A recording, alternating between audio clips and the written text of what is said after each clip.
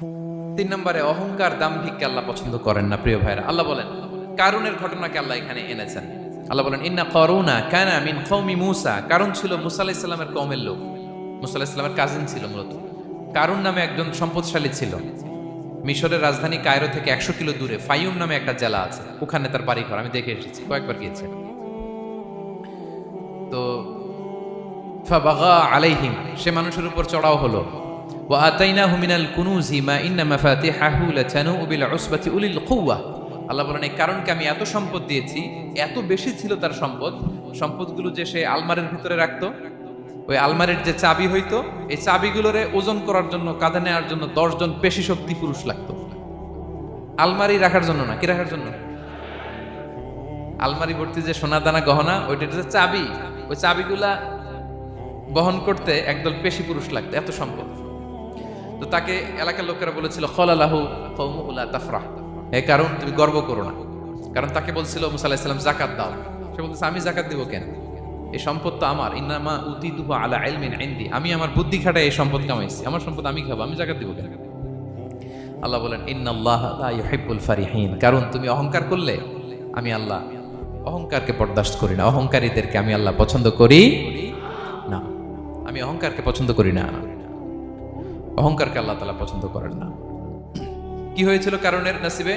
আল্লাহ বলেন ফাখাসাফনা বিহি ওয়া বিদারিহিল আরদ ফামা কানা লাহু মিন ফিআতি ইয়ানসুরুনাহু মিন দুনিল্লাহ ওয়া মা কানা মিনাল মুনতাসিরিন। আল্লাহ বলেন সে যখন অহংকার দেখালো, আমি কারুনকে আর কারুনের সব সম্পদ মাটির ভেতরে দাবিয়ে দিলাম, মুহূর্তেই দাবিয়ে দিলাম। সহিহ বুখারীতে এসেছে ইয়াতাজালজালু ফিল আরদ, প্রতিদিন 1 বিঘত করে কারণ জমিনের ভিতরে যেতেই থাকবে, যেতেই থাকবে, যেতেই থাকবে কিয়ামতের আগ পর্যন্ত। আল্লাহু আকবার। কারণ অহংকার করেছিল। আল্লাহ বলে আমি অহংকারীদের পছন্দ করি না। সূরা লোকমানে আল্লাহ বললেন ওয়ালা তুসাইর খাদ্দাকা লিন্নাস, মানুষ থেকে মুখ ফিরিও না। ওয়ালা তামশি ফিল আরদা মারাহা, জমিনে অহংকার ভরে হেঁটো না। ইন্নাল্লাহা লা ইউহিব্বু কুল্লা মুখতালিন ফখুর, আল্লাহ তাআলা অহংকারীদেরকে, দাম্ভিকদেরকে পছন্দ করেন না। এই যে আমি বলছি যে 7 শ্রেণীর লোককে আল্লাহ পছন্দ করেন না, এটা আমার মন গড়া বানানো কথা। প্রতিটি কথার পেছনে কোরআনের যুক্তি আছে। কোরআনে আল্লাহ তাআলা বলছেন আল্লাহ অহংকারীদেরকে পছন্দ করেন না। ইংরেজিতে কি বলে? ইগো আছে আমাদের, হ্যাঁ, ইগো, এটারে ছেড়ে ফেলতে হবে, অহংকার করা যাবে না। আমার প্রিয় ভাইয়েরা, একটু মনোযোগী হন। এই আয়াতের তাফসীরটা একটু সংক্ষেপে বুঝিয়ে দেই। আল্লাহ তাআলা বলছেন ইন্নাল্লাহা লা ইউহিব্বু কুল্লা মুখতালিন ফখুর, আল্লাহ কোনো মুখতাল আর ফাখুরকে পছন্দ করেন না। মুখতাল আর ফাখুর মানে কি? মুখতাল মানে যে অহংকার করে মনে মনে। কিছু লোক আছে ভিতরে ভিতরে নিজের বড় মনে করে, বাইরে বলে না বা বলার সাহস পায় না, কিন্তু ভিতরে ভিতরে ভাবে আমি কোন হনুরে। কি বলে? আমি কোন, আমি তো বড়, আরে আমার চেয়ে বড় বেশি জানে নাকি কেউ, আমার চেয়ে কিছু পারে নাকি, আমি তো। কিন্তু এটা মুখ দিয়ে বলে না, ভিতরে ভিতরে আছে না নাই? এদেরকে আরবিতে বলে মুখতাল। কি বলে? মুখতাল। আরেকজন ফাখুর, সে শুধু ভিতরে না, এটা প্রকাশ্যে বলে বেড়ায়, এটা আরো ডেঞ্জারাস। ফাখুর সে আরো খারাপ, সে প্রকাশ্যে তার অহংকার প্রদর্শন করে, বলে বেড়ায় যে আমি বড়, আমি বড়, আমি বড়। এই আমি বড় কথাটাই সবচেয়ে ভয়ঙ্কর। আমি বড় কথাটাই সবচেয়ে ভয়ঙ্কর। নিজে যাকে বড় বলে বড় সে, লোকে যাকে বড় বলে বড় সে হয়। আমার প্রিয় প্যারাঙ্গের ভাইয়েরা, নিজেকে বড় মনে করা এটা শয়তানের স্বভাব। কার স্বভাব? বিনয়ী হওয়া এটা নবীদের স্বভাব। আল্লাহ তাআলা ফেরেশতাদেরকে বলেছিলেন উসজুদু লি আদম, তোমরা আদমকে সিজদা দাও। ফাসাজাদাল মালাইকা কুল্লুহুম, সবাই সিজদা দিল ইল্লা ইবলিস, কে ছাড়া? ইবলিস ছাড়া। সে নিজেকে বড় মনে করেছে, শয়তান। কিভাবে? সে লজিক খাটাইলো আল্লাহর সাথে। সে লজিক দিয়ে আল্লাহর বলে আল্লাহ ক্বালা আনা খায়রুম মিনহু, আল্লাহ আমি কেন সিজদা দেব? আমি তো আদমের চেয়ে শ্রেষ্ঠ, আমি বড়। আল্লাহ বলতেছে তুমি বড়? কেমনে বড়? শয়তান বলে খলাকতানি মিন নার, আপনি আমারে বানাইছেন কি দিয়ে? আগুন দিয়ে। ওয়া খলাকতাহু মিন তিন, আর আদমকে বানিয়েছেন মাটি দিয়ে। কি দিয়ে? মাটি দিয়ে। আগুনের ধর্ম দাউ দাউ করে উপরের দিকে কি করে? ওঠে, আর মাটি ঢিলা রেখে দিলে নিচে পড়ে যায়। তো সে যুক্তি দিয়ে বলতেছে আল্লাহ ঊর্ধ্বগামী কোনো জিনিস তো নিম্নগামী কোনো জিনিসের কাছে মাথা নোয়াতে পারে? যুক্তি। মনে রাখবেন, যুক্তি সব জায়গায় খাটে। আপনার অফিসের যে বস, মালয়েশিয়ান ভাষায় বসরে কি বলেন আপনারা? ওকে, তোকে, আপনার তোকের সামনে যে আপনি লজিক খাটাইলে হবে? বস যেটা বলে ওইটাই ফাইনাল। তো আল্লাহ তাআলা আদেশ করেছিলেন সেজদা করার। সে সেজদা করলেই ভালো করতো, কিন্তু সে যুক্তি দিল, আল্লাহ আমি শ্রেষ্ঠ, তাকে বানাইছেন মাটি দিয়ে, আমারে বানাইছেন আগুন দিয়ে, আমি কেন মাথা নত, আমি বড়। আমি বড় বলার সাথে সাথে দৃশ্যপট পাল্টাই গেল। আল্লাহ বলে বের হ, ফাখরুজ, বের হ, তুমি অভিশপ্ত, তুমি লানত প্রাপ্ত, তোমার স্থান হবে জাহান্নাম। তুমি নিজেকে বড় মনে করেছো, তাইলে বড় মনে করা এটা শয়তানের স্বভাব। কার স্বভাব? তা আমরা নিজেকে বড় মনে করব কখনো? আরো জোরে বলেন, করব? বিষ্ণু ঈসা ইসলাম নিজে নিজে ছোট থাকতে চাইতেন। তিনি দোয়ায় বলতেন, আল্লাহুম্মা জাআলনি ফি আইনি সাগীরা ওয়া ফি আ'ইউনিন নাসি কাবীরা। আল্লাহ, আমার চোখে আপনি আমারে ছোট বানান, আল্লাহ মানুষের চোখে আপনি আমারে বড় বানান। বিশ্বনবী নিজের চোখে নিজে ছোট থাকতেন, কিন্তু গোটা বিশ্বের মানুষের চোখে বড় হয়েছেন না? কত বড়! রাফা'না লাকা যিকরাক। আল্লাহ বলে আমি যেখানে অতটুকু পর্যন্ত উঠাইছি আপনারে। কোন নবীর নিচে উপরে? কথা বলেন, কোন নবীকে শেষ পর্যন্ত উঠাইছে? সুবহানাল্লাহ। নবী হে, আমি যদ্দূর আপনার উঠাইছি অদ্দূর, ওই পর্যন্ত নিয়ে গেছে সাক্ষাতের জন্য। সুবহানাল্লাহ। প্রত্যেক নামাজে বিশ্বনবীর উপর দুরূদ আছে না নাই? কিয়ামত পর্যন্ত বিশ্বনবীর প্রতি ভালোবাসা আমাদের পক্ষ থেকে আছে না নাই? আছে। আল্লাহ তাআলা ওনাকে বড় করেছেন। এজন্য নিজের চোখে আমরা নিজের ছোট থাকবো। আপনি যদি বড় হন, এটা মানুষ বলবে। কে বলবে? একে আপনিই বলবেন, বলা যাবে না। এবং বিষ্ণু ঈসা ইসলাম কিছু টেকনিক আমাদের শিখিয়েছেন, কিছু টেকনিক আমাদের জানিয়েছেন। এই কাজ করলে তোমরা অহংকার থেকে মুক্ত থাকতে পারবে। এর মধ্যে একটা হচ্ছে আগে আগে সালাম দেওয়া। তিনি বলেন, আল বাদিউ বিস সালামি বারিউম মিনাল কিবর, যে আগে আগে সালাম দেয় তার হৃদয় থেকে আল্লাহ অহংকার তুলে নেয়। আগে সালাম দেয়, পারবেন? ফোন করলেই আগে কি বলবেন? বাসায় ঢুকেই আগে কি বলবেন? স্ত্রীকে আগে সালাম দিবেন, বন্ধুকে আগে সালাম দিবেন, বাসার কাজের লোকটাকে আগে সালাম দিবেন, আপনার ড্রাইভারকে আগে সালাম দিবেন, বাসার দারোয়ানটারে আগে সালাম দিবেন। ফকির একটা আসলে আপনি সালাম দিয়ে ফেলবেন, পারবেন? হৃদয় থেকে অহংকার ফেলে দিবে কে? আগে আগে আমরা সালাম দেব। এবং তার চেয়ে ভয়ঙ্কর কথা হচ্ছে, বিষ্ণু ইসলাম বলেন যে লা ইয়াদখুলুল জান্নাতা মান কানা ফি কলবিহি মিসকালু হাববাতি খারদাল মিন কিবর, যার হৃদয়ে সরিষার দানা পরিমাণ অহংকার থাকে, ওই ব্যক্তি কশিনকালেও আল্লাহর জান্নাতে প্রবেশ করার সুযোগ পাবে না। কশিনকালেও পাবে না। এর কারণ অহংকার আল্লাহর চাদর। অহংকার কার চাদর? আল কিবরিয়া উরিদাই ওয়াল আযামাতু ইজারি। আল্লাহ বলে অহংকার আমার চাদর, বড়ত্ব আমার লুঙ্গি। যে এগুলো ধরে টান দেয় তারে আমি জাহান্নামে নিক্ষেপ করব। ফালা উবালি, আই ডোন্ট কেয়ার, আমি ওদিকে কেয়ার করি না, আমি তারে জাহান্নামে ফেলব। সো অহংকার আমাদের সাজে না। আমি শুরুতেই তো বললাম, আমাদের লাইফ সার্কেলটা একটু দেখাইলাম না যে ছিলাম কই, অস্তিত্বহীন থেকে দয়া করে মায়া করে তিনি আমাকে অস্তিত্বে এনেছেন। কত ছোট্ট, কত ক্ষুদ্র, কত নগণ্য, কত দুর্বল ছিলাম আমরা। আবার যৌবনের একটা পিরিয়ড কাটিয়ে, যৌবনের সময় তো কতটা দুর্বলতা বললাম, আবার সে দুর্বল, মানে দুর্বল থেকে দুর্বল। এই হচ্ছে আমাদের লাইফ স্টোরি, লাইফ হিস্ট্রি। তাহলে অহংকার আমাদের সাজে। অহংকার তার সাজে যার কোনো ক্ষয় নাই, যার কোনো লয় নাই, যার কোনো অভাব নাই। হ্যাঁ, গোটা বিশ্ব তার মুখাপেক্ষী, তিনি কারো মুখাপেক্ষী না, ঠিক কিনা? গোটা বিশ্ব তার কাছে ঠেকা, তিনি কারো কাছে ঠেকা না, ঠিক কিনা? গোটা বিশ্ব তাদের সার্ভাইভালের জন্য তার প্রতি মুখ থুবড়ে পড়ে থাকে, তিনি কারোর জন্য বসে থাকা লাগে। অহংকার সাজে তার। আর এই আল্লাহর অহংকারের চাদর ধরে যে টান দেয়, আল্লাহ বলে ওরা আমি জাহান্নামে ফেলবো, আর তাদেরকে আমি পছন্দ করি না। আল্লাহ তাআলা অহংকারীদেরকে পছন্দ করেন না।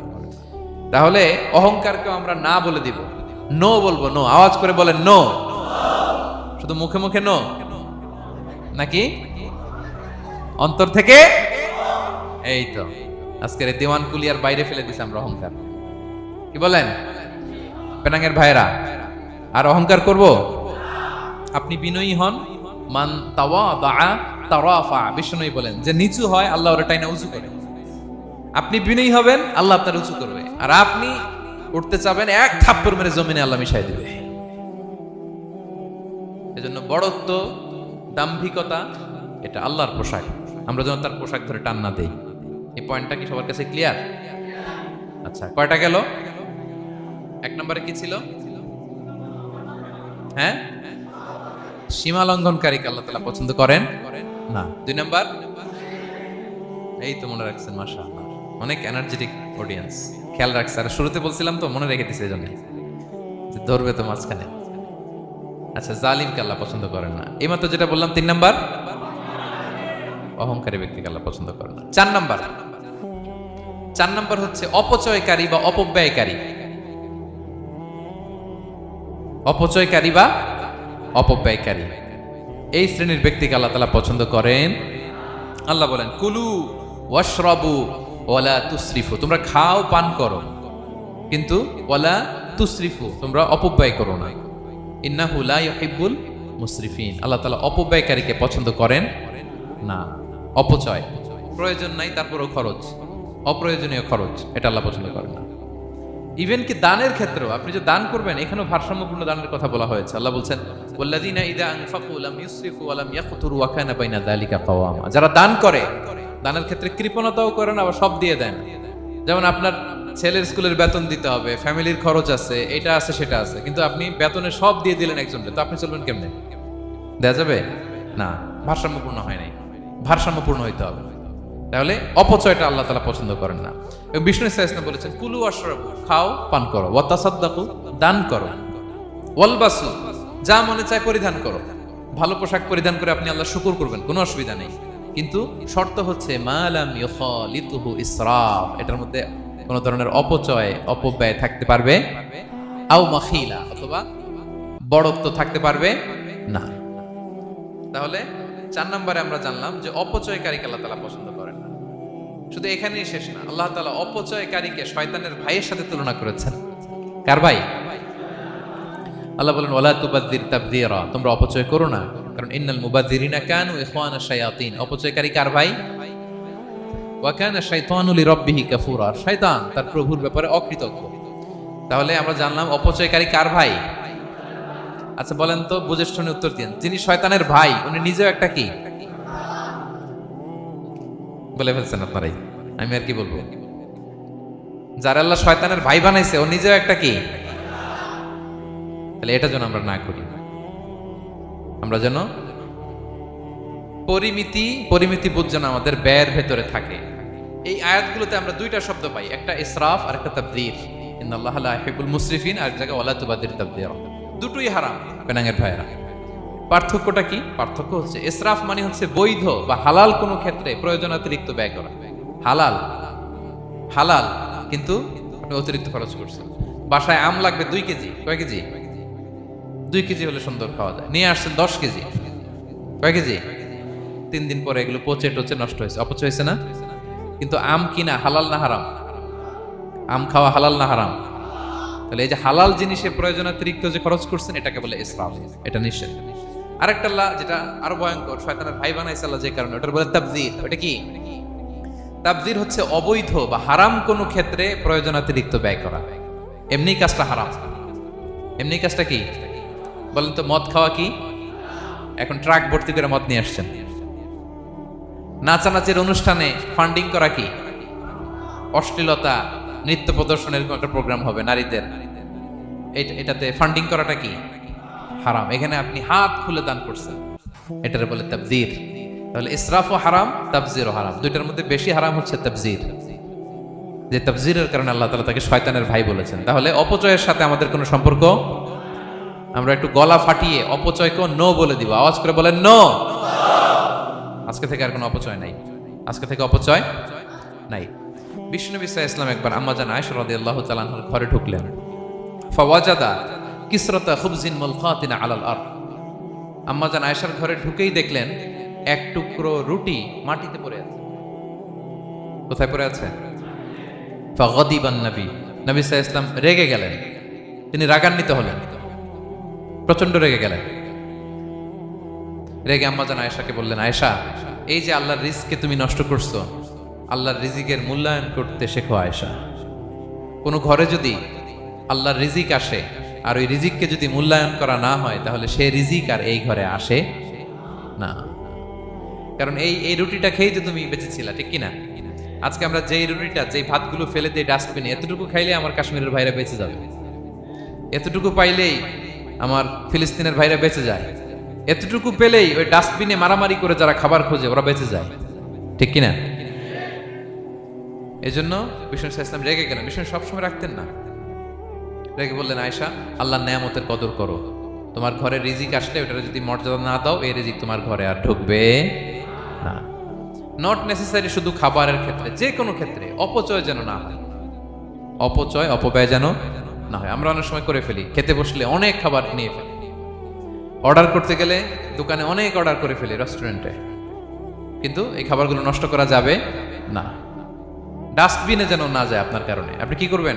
লেফট ওভার ফুড সাথে করে বঙ্গুজে নিয়ে আসবেন। আপনারা তো বঙ্গুজ বলেন নাকি? পেনাঙ্গে কি বলে? বঙ্কুজ। হ্যাঁ, টেক অ্যাওয়ে বা বঙ্কুজ বললে ওরা বঙ্কুজ দিবে, নিয়ে আসবেন, বাসায় এনে রাতে খাবেন, তারপরের দিন খাবেন, অথবা কাউকে দিয়ে দিবেন, কিন্তু খাবার নষ্ট করা চলবে। কারণ ইন্নাল্লাহা লা ইউহিব্বুল মুসরিফিন, আল্লাহ তাআলা অপচয়কারীকে পছন্দ করেন। কথাটা কি বুঝতে পেরেছেন সবাই? আচ্ছা, কয়টা গেল? আর বাকি রইল কয়টা? 5 নাম্বার, খেয়ানতকারী। আমানতের খেয়ানত যে করে, বা বিশ্বাসঘাতক আমানতের খেয়ানত যে করে। অনেক লম্বা কথা, আমি যেহেতু সময় কম শেষ করে দিচ্ছি। ইন্নাল্লাহা লা ইউহিব্বুল খাইনিন, আল্লাহ তাআলা খেয়ানতকারীকে পছন্দ করেন, বিশ্বাসঘাতকতা যে করে। আল্লাহর কথা বাদ দেন, আমাদের সমাজে বলেন, কেউ যদি বিশ্বাসঘাতকতা করে আমরা পছন্দ করব? না, তাকে কেউ পছন্দ করে না। ইন্নাল্লাহা লা ইউহিব্বু মান কানা খাওয়ানান আসিমা, পাপী খেয়ানতকারীকে আল্লাহ পছন্দ করেন না। এবং মুনাফিকের আলামত রাসূল সাল্লাল্লাহু আলাইহি ওয়াসাল্লাম বলেছেন, কি দেখে মুনাফিক চিনবা? তিনি বলেছেন 3 জিনিস দেখে মুনাফিক চিনবা। 1, ইযা হাদাসা কাযাবা, মুনাফিক কথা বললে মিথ্যা বলে। কথা বললে কি করে? ওয়া ইযা ওয়াআদা আখলাফা, ওয়াদা করলে খেলাফ করে। 3 নম্বরে ওয়া ইযা আতুমিনা খানা, মুনাফিকের কাছে আমানত রাখলে খেয়ানত করে। আমানতের খেয়ানত, এটা মুনাফিকের আলামত। শুধু মুনাফিকের আলামতই না, এটা কিয়ামতের একটা আলামত। আল্লাহ বলেন, ইন্নাল্লাহা ইয়া'মুরুকুম আন তুআদ্দুল আমানাতি ইলা আহলিহা, আল্লাহ তাআলা আদেশ করেছেন আমানতের যে হকদার তার হাতে তার আমানত পৌঁছে দাও। আদেশটা কার? সবাই বলুন, আদেশ কার? আল্লাহর। আমানতের খেয়ানত এটা মুনাফিকের আলামত এবং কিয়ামতের আলামত। এক বেদুইন এসে রাসূল সাল্লাল্লাহু আলাইহি ওয়াসাল্লামকে বলল, ইয়া রাসূলুল্লাহ, মাতা সাআ, কিয়ামত কবে হবে? কি কবে হবে? কিয়ামত কবে হবে? রাসূল সাল্লাল্লাহু আলাইহি ওয়াসাল্লাম বললেন, ইযা দুইয়াতিল আমানাতু ফান্তাযিরিস সাআ, যখন আমানতের খেয়ানত শুরু হবে সমাজে, তখনই কিয়ামত হবে। সে বলল, ইয়া রাসূলুল্লাহ, কাইফা ইদাআতুহা, আমানতের খেয়ানত আবার কেমনে হয়? সহজ সরল মানুষ, আমানতের খেয়ানত হয় কেমনে? বিষ্ণু বললেন, ইযা উসিদাল আমরু ইলা গায়রি আহলিহি ফান্তাযিরিস সাআ, যে লোক যেই কাজের যোগ্য নয় তাকে যখন সেই কাজে বসিয়ে দেয়া হবে, তখনই কিয়ামত হয়ে যাবে। এখন এটা আছে না নাই সমাজে? বলেন। হ্যাঁ, যে যেই কাজের যোগ্য না সেই কাজ সে পায় না। সবাই বলেন তো, যে যেই চেয়ারে বসার যোগ্যতা রাখে না, ওই চেয়ারে সে বসে কি বসে না? নেতা হওয়ার যোগ্যতা নাই, নেতা হয়ে গেছে। পদের যোগ্যতা নাই, পদ পেয়ে গেছে। চাকরির যোগ্যতা নাই, ওই যে উপর থেকে ফোন আসছে, ফোনের ঠেলায় চাকরি হয়ে গেছে। দেশেরও 12টা বেজে গেছে।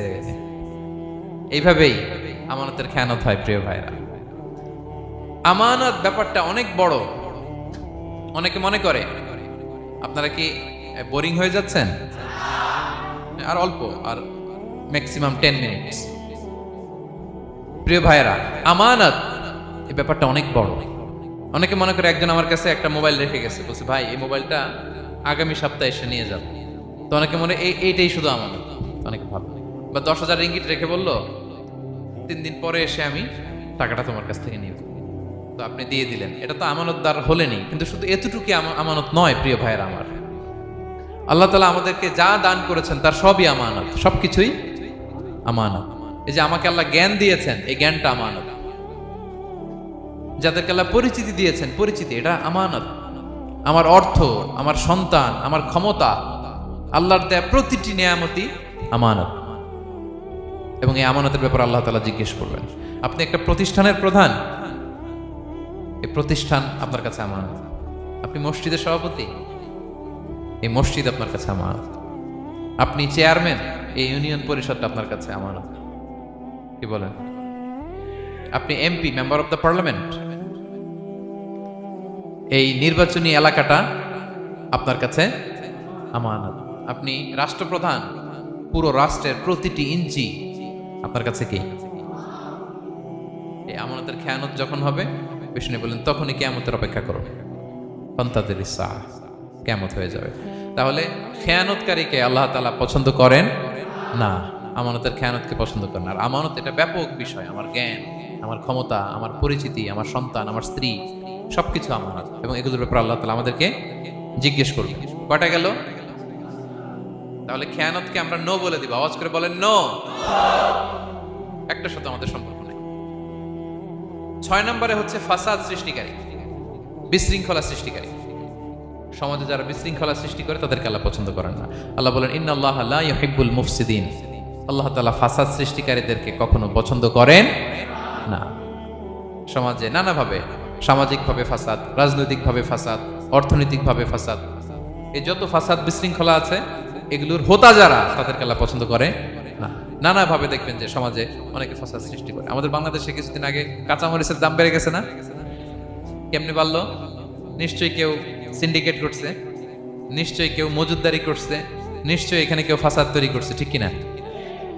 প্রতিটি সেক্টরে আপনি খুঁজে দেখবেন ফাসাদ, হ্যাঁ, মারামারি, বিশৃঙ্খলা, ফাসাদ।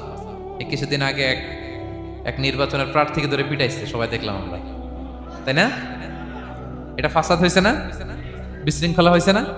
এই আপনি যদি ধরে ধরে বলেন, পরিবারে, সমাজে, রাষ্ট্রে, অর্থনীতিতে, বাজারে, প্রতিটি জায়গায় ফাসাদ আছে না নাই? আল্লাহ তাআলা বলেন ইন্নাল্লাহা লা ইউহিব্বুল মুফসিদিন। এই ফাসাদ সৃষ্টিকারীকে আল্লাহ তাআলা পছন্দ করে